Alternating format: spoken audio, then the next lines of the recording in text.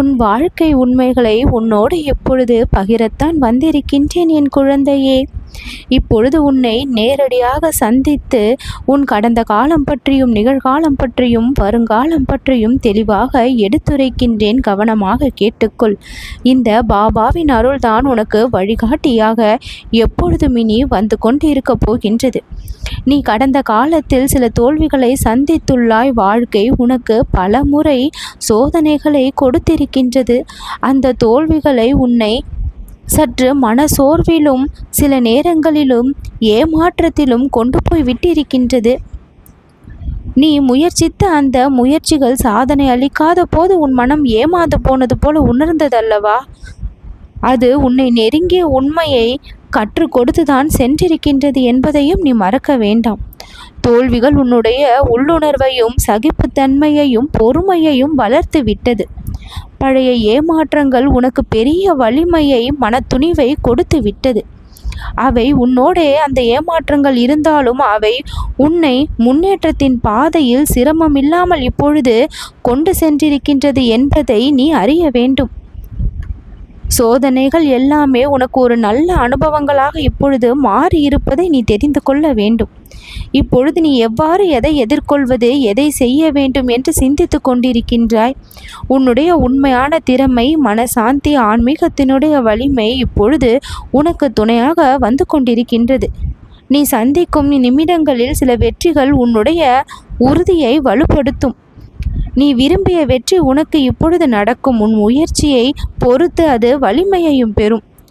திடீர் முன்னேற்றம் என்பது ஏதோ ஒரு வழியில் வந்து விடுவதில்லை. ஒவ்வொரு கட்டமாக கட்டமைக்கப்பட்டு வருகின்றது. ஒவ்வொரு சிறு முன்னேற்றத்தையும் கூட நீ கொண்டாடி மகிழக்கூடிய அளவில் உன் மனநிலையை வைத்து கொண்டால் அந்த நன்றி உணர்வு மேலும் மேலும் உன்னை பெரிய மனிதனாக மாற்றிவிடும்.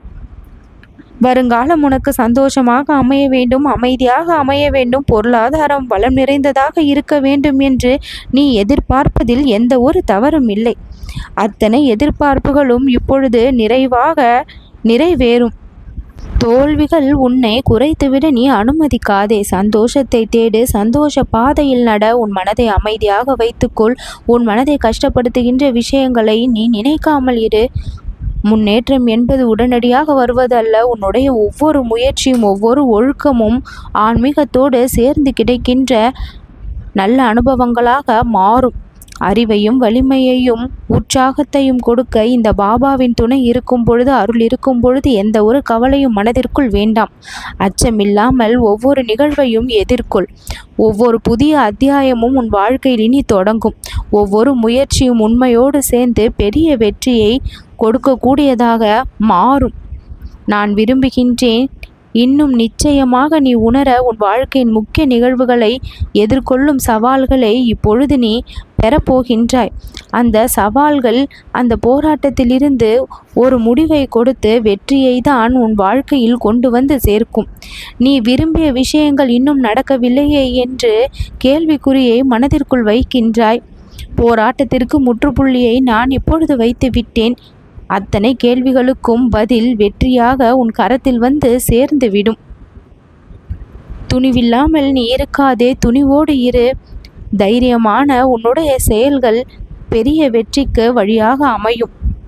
சிரமம் ஏதும் இல்லாமல் எந்த ஒரு வெற்றியும் கிடைப்பதில்லை. சிரமத்தோடு கூடிய வெற்றிதான் நிலையாகவும் இருக்கக்கூடியது.